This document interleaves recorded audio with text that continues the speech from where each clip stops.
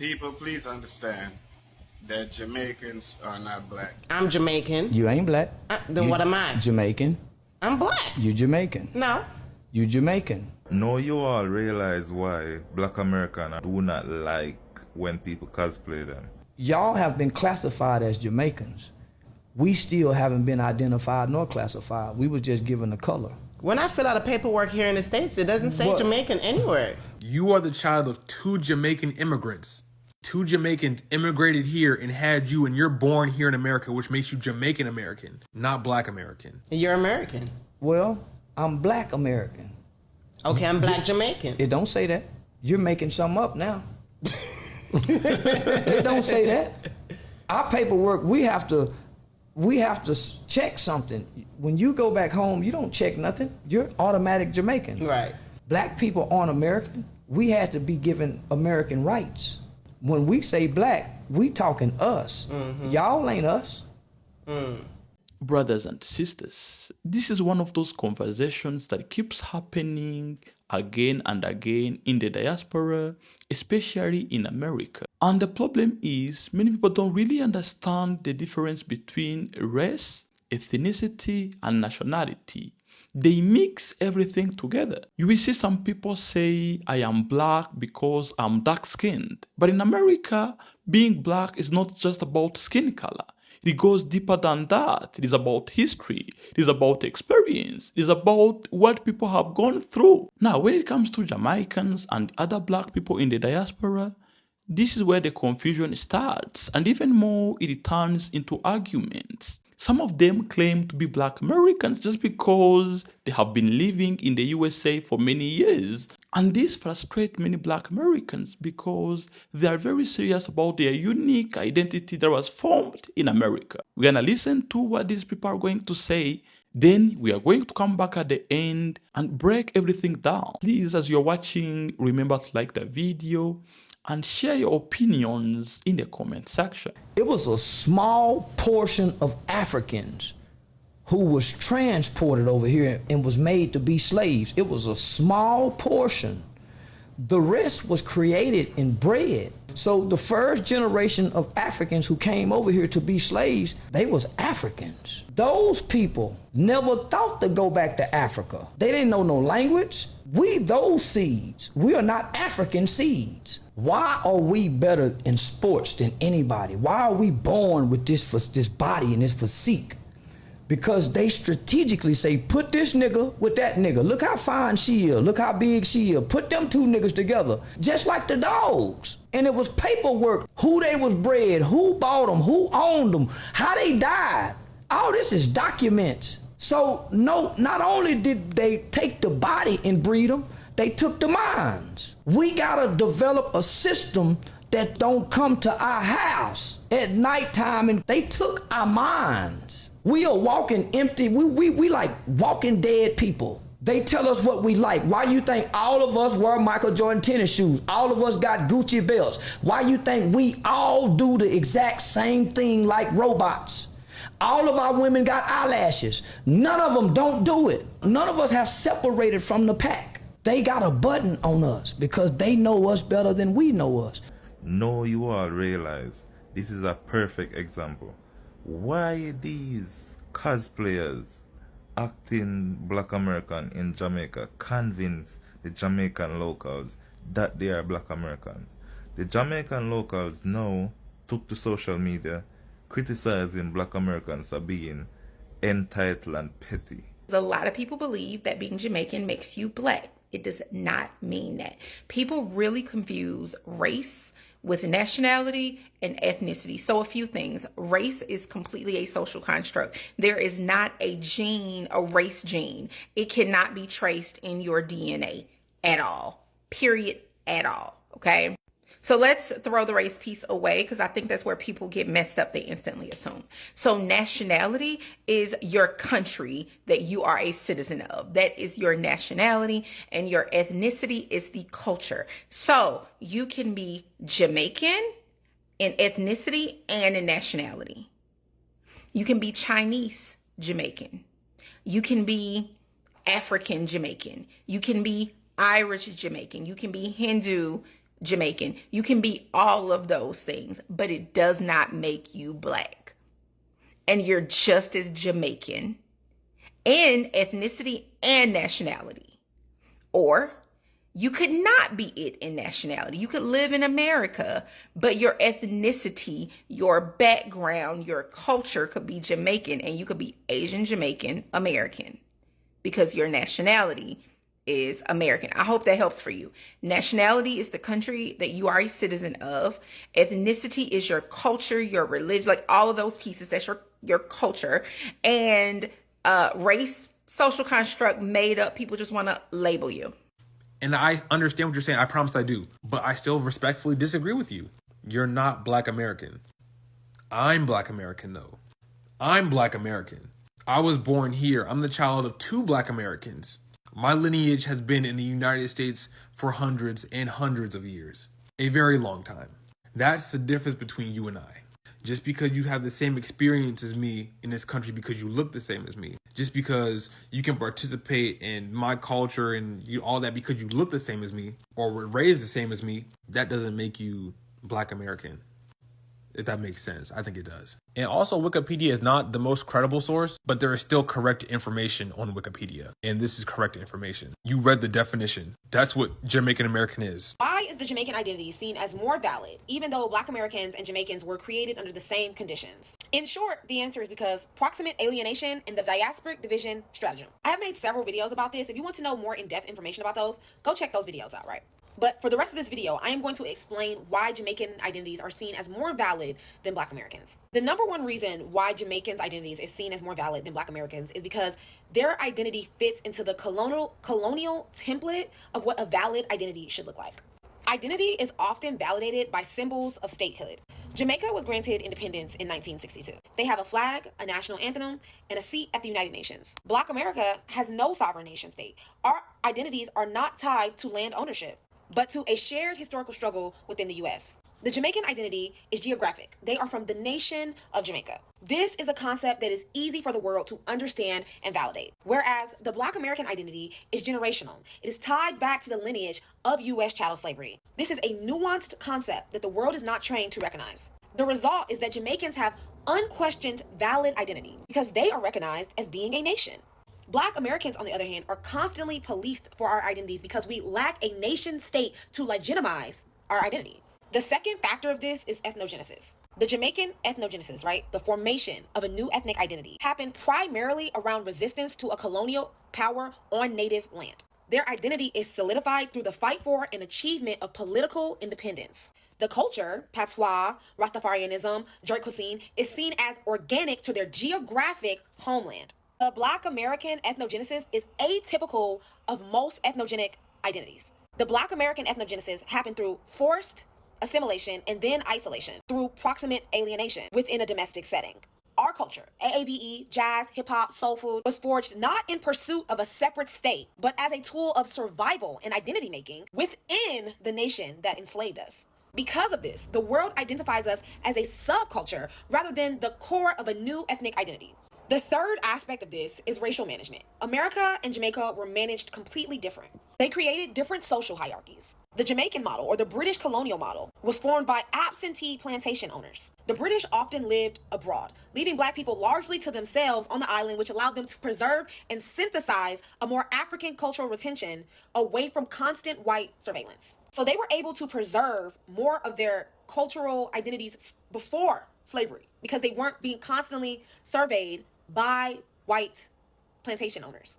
The British racial system was brutally rigid, but less focused on racial coding. The primary divide was between the white plantocracy and the Black majority, with less emphasis on a complex color hierarchy like in Latin America. The Black American or Anglo-American Saxon model used proximate alienation. This is the key difference between slavery in the Caribbean and in Latin America, and what makes us so much different from our counterparts. Enslavers lived on the plantations. Black people were in relentless, intimate contact with whiteness, but were excluded from its humanity. This wasn't distant rule, but embedded subjugation. On top of that, the U.S. developed an intricate hierarchy system inside the Black community itself, colorism. further dividing the group. So in conclusion, the Jamaican identity is seen as more valid, not because it's more authentic or culturally richer, but because it comes with a passport and a flag, recognized symbols of sovereignty in the modern world. It was formed from the familiar story of anti-colonial resistance against the foreign power. It wasn't forged under the same conditions as proximate alienation, a concept that is harder to grasp than direct colonialism. The Black American identity is legitimate because it's revolutionary. It defines itself not by a plot of land given to us by colonizers, but by a shared history and culture built from scratch in the face of relentless oppression. The diasporic division stratagem makes the world value the gift of sovereignty to Jamaica over the creation of sovereignty we made for ourselves in Black America. Okay, we Caribbean people from the Caribbean West Indies, we do not see color like y'all see color. The Caribbeans are mixed just like America. We have all different kinds of ethnic groups, different kind of cultures, different races of people on the islands, okay? Not just one, all the islands. That when we see each other in the United States and we meet up with each other, there's an automatic bond. It's like, oh, but were you for?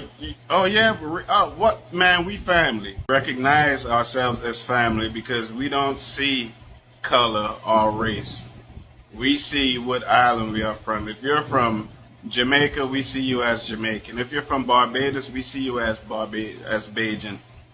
If you're from Trinidad, we see you as a Trini. If you're from St. Lucia, we see you as a St. Lucian.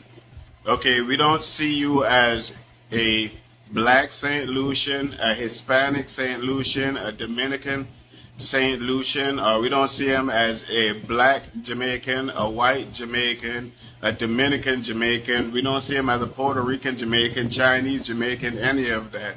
You're just a Jamaican, okay? And if you're from Barbados, you're just a Bajan. If you're from Trinidad, you're just a Trini.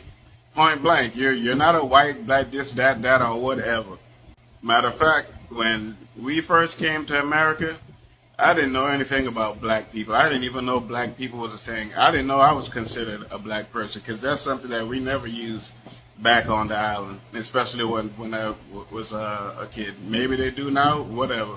But when we was growing up, that was not a thing. I didn't know that I was, quote unquote, considered a black man until I came to America. I didn't know anything about racism until I came to America. Because those things does not matter in the islands. If you're born on one island, that's who you are, no matter where your parents come from. And it doesn't matter because when we link up, we be like, hey, what's up, fam? We family, and that's all that matters. We have a saying, different islands, same people. And it's facts.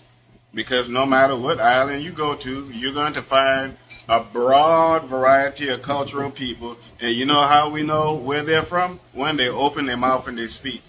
You a Trini. Oh, you from Barbados. Or you a Crucian. Oh, you a St. Lucian. That's how we know each other.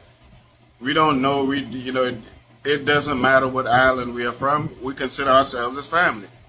So the cosplaying is getting really bad, family. Watch this. We're told to hate your hair. Cover it, lighten, flatten, cut it, anything but embrace it. In the 1700s, we were forced to hide it, and they shaved it to demonstrate our loss of freedom. But once we were free, our crowns were still showing. Imagine making blackness look wrong. But our hair was never the problem. The attempt to control it was. Now we wear our crowns proud, because our roots will always be ours. You deserve that, and never be afraid to embrace your roots. So this is a Jamaican business that's promoting, showing our history, showing Black American history, showing the things that happened to us, and using our emotions as currencies to think Black-owned businesses, so we can take our $1.9 to $2.6 trillion to their respective country. They could extract that and take it to their respective country, right? And using our emotional currency, using our emotions of the things in the past for us to buy, and then hide under the umbrella of Black-owned businesses, right? I'm starting to see that this is really an epidemic in our community, right? People are trying to kind of blur the lines and hide under our umbrella and make it seem as Black-owned, but extracting our $1.9 to $2.6 trillion to their respective communities and countries. See, I wouldn't have had a problem with it if he would have showed his history or if he would have showed like something else. But when you try to manipulate, it's the manipulation for me. I don't mind with people, they want to call themselves black-owned businesses, whatever the case may be. But it's the manipulation process that I don't like. The fact that using Black American history, making people think this is a Black American-owned business, but then we see, come to find out that you a Jamaican. Now I stumbled on this might be my new niche, family. I'm gonna be the black business hunter. I stumbled on this niche by accident by just going to Soul Food, and I realized that person from Guyana. That's crazy, right? I was really just recording to show that I'm in the Black American business, and the person said he from Guyana, right? So now this is my new niche. Now I'm going to be going to all these soul food businesses that say they're soul food. I'm going to be going to all this, and I'm going to see if they're Black American, and we will be exposing them. We will stop patronizing these businesses because you're trying to manipulate and lie and fool our people. So stay tuned, family. I'm getting my Ray-Ban glasses coming soon. It's going to be fun. Love y'all. Chapiza Lachiki. I think we can all agree that the group of black people who have had the hardest of times, right? Particularly for us in America, have been Black Americans. Now, there was something that a Caribbean woman said, and she got cussed out. But what she said was something to discuss. And she said that in the Caribbean, we got the ability to read and write sooner, and we got access to be able to take back our country and have Black countries, and Black Americans had to go through Jim Crow. And if you've come to America as a Caribbean person or an African person, and you have not gotten the history of Jim Crow, if you've not seen the videos, if you've not seen the still footages, I encourage you to go see it, right? Now, when you are a people that experience slavery for 400 years in places where slavery was outlawed for us. Now, although we weren't treated like equals, but we were not treated like Black Americans in our country, in our land, right? So when you have a group of people like Black Americans who have experienced what they have experienced for hundreds of years, and then decades of Jim Crow discrimination and segregation filled with nothing but violence and lynchings, right? I want you to remember this, violence and lynchings. And then you come out of that, and then you go and advocate, not just for yourselves as Black people, but for people who are not Black, and other Black people from throughout the diaspora, to be able to come to this land, build the land of freedom, right? You've gone through all of that as a people. You continue to go through that struggle as a people. And then when you have a chance to advocate for yourself, you not only think about yourself, but you think about Black people on other parts of the world. You think about Asians. You think about the Hispanics. You make sure in your civil rights bills, right? A bill designed to equal the playing field for you as Black people in America. You do so and also include these other groups of people. And then these other groups of people come here and put their nose up towards you. And they do that for decades. Decades. And the fact that 1 or 2 or even 10 of us as Caribbean people get this. The fact that 1 or 2 or even 10 of us as African people get this. The expectation that Black Americans should forget how we have showed up for them for decades and then turn around and embrace us because we are the 1 or the 2 Caribbean people that have figured this out is an unfair ask. It's an unfair ask. And so it may hurt your feelings, right? Deal. It may make you feel like, how can I come together in unity? Deal. We're asking a group of people who have experienced some of the worst, not just from the people who do not look like them, but from the people who look like them. And just because a few of us have gotten this doesn't mean that we are entitled to their spaces. Doesn't mean that we are entitled to their forgiveness. Doesn't mean we are entitled to their community. We're not entitled to it. We have to earn it. And the way we earn it is to always show up. Because one thing I will tell you about Black Americans, they are some of the most welcoming, kind, empathetic, and forgiving group of people I've ever encountered. And so it may hurt your feelings for a little bit. We're going to have to deal. We're going to have to deal. And in the meantime, we need to be talking to our fellow Caribbean people, the people who come from where we come from, fellow African people where we come from, to educate them so that we are lessening the harm that these new wave of immigrants come in with, right? Because this conditioning is set back in the Caribbean. So by the time they get here, So instead of being offended or affronted that some African Americans do not welcome you in as if you are family and Black to them, they deserve that. They've earned that. We as a collective, right? I need us as Black people to start thinking as a collective and not as individuals. Because when we do that, we're sounding like white people. Well, I'm a good Black Caribbean person. No shit. Oh, well. Caribbean people as a whole, as a collective, have done a lot of harm to our cousins. African people as a whole, as a collective, have done a lot of harm to our cousins. And so instead of coming to this conversation from an individual place, I need us to come to this conversation from a collective place. from a collective place. And if you don't feel welcomed by some Black Americans, that's okay. You continue to do the work to educate yourself about your cousins, right? And you continue to do the work to educate other Caribbean people around you. So that anytime they try to say anything slick about Black Americans that they know and understand in your presence, they will always get checked. Every Black person, when they walk into a room in the United States, is aware of their Blackness. I'm always aware of my Blackness. I can't not be aware of the fact that when I walk into the supermarket today, I'm Black. It's there. It's always in my mind. So when I go to Jamaica, I don't have to do that anymore. And you don't understand the weight of that until you take it off. When I'm in Jamaica, I'm just Jessica. I'm not that tall Black girl with big hair anymore. I'm not the person you have to hesitate to speak English or Spanish to anymore. I'm not the person you walk by at the gym like, I'm not trying to get in your way, big Black girl. Like, I'm just Jessica. So I get to put my Blackness down and pick up my identity. And that is such a beautiful and freeing experience. Like, actually being seen for who you are first.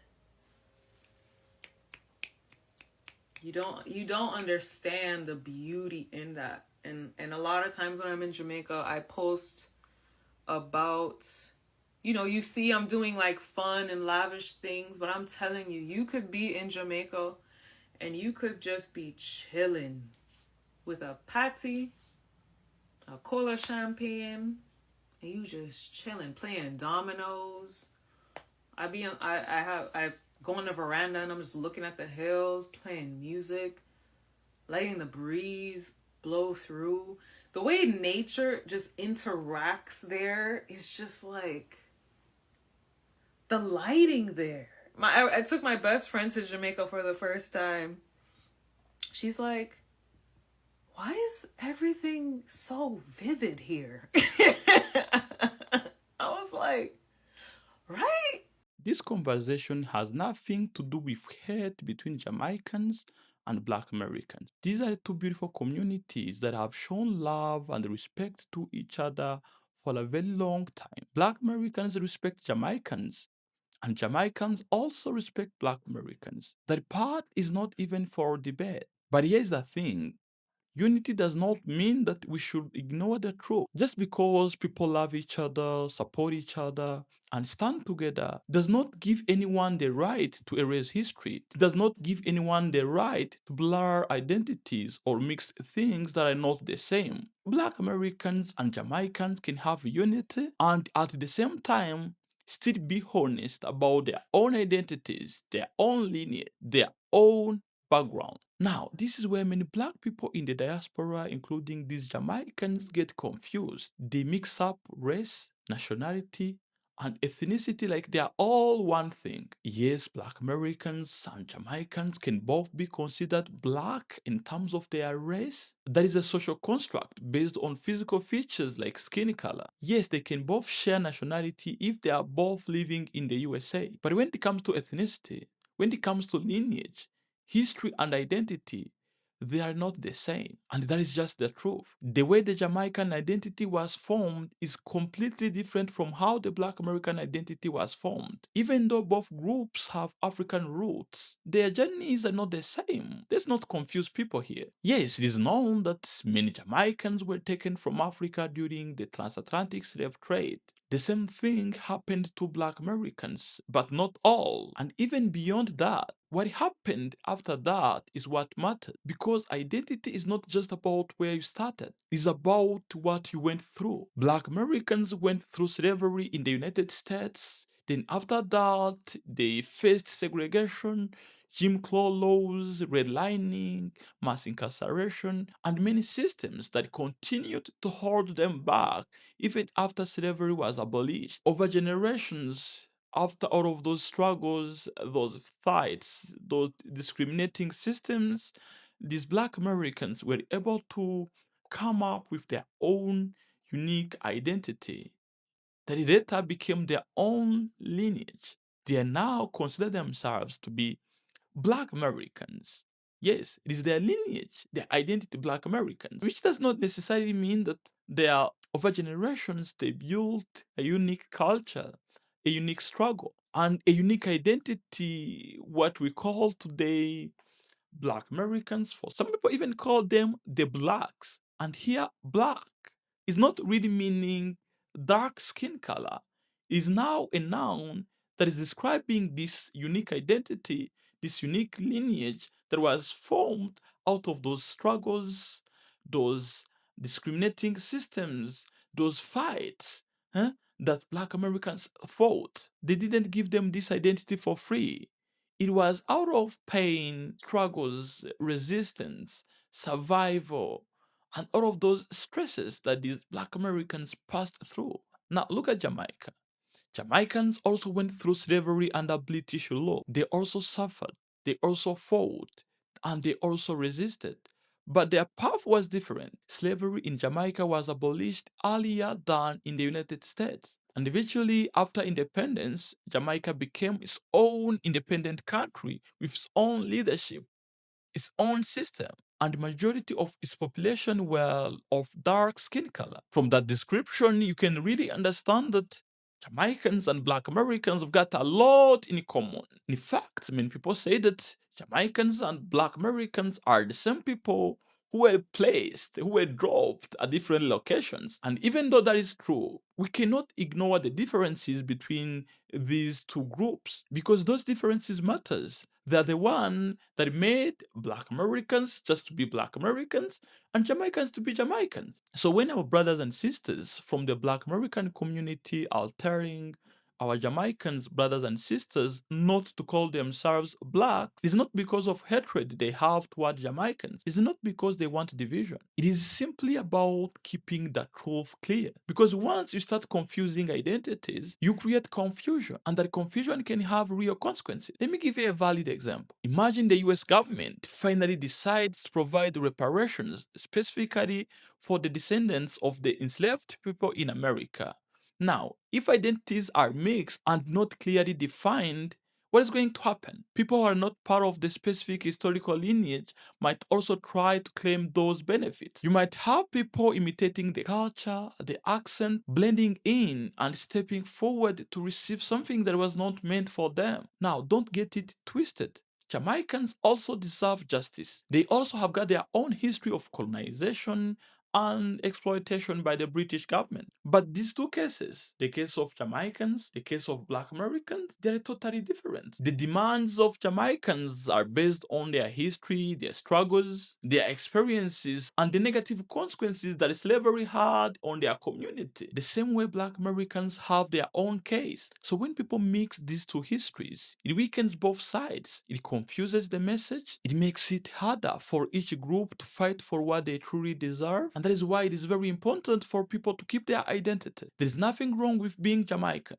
There is nothing wrong with being a Black American. These are two lovely communities that respect each other, love each other, but their identities are not the same. And we should not pretend that they are just because we want unity and solidarity between these two communities. Every community around the world wants to preserve its own identity, not because it wants division, but because it wants clarity. Here in Africa, we've got many tribes that are living in the same countries, but they make sure that they preserve their own language, their own culture, their own lineage. They're very serious about their identity, even if they are sharing the same nationality. And that applies to many other communities around the world. So that was it for today. Are you a Jamaican? Are you a Black American? Share your opinions in the comment section. And if I've enjoyed watching this episode, just click on the like button and share this episode to your friends who might be interested. So, Mr. TA, signing off.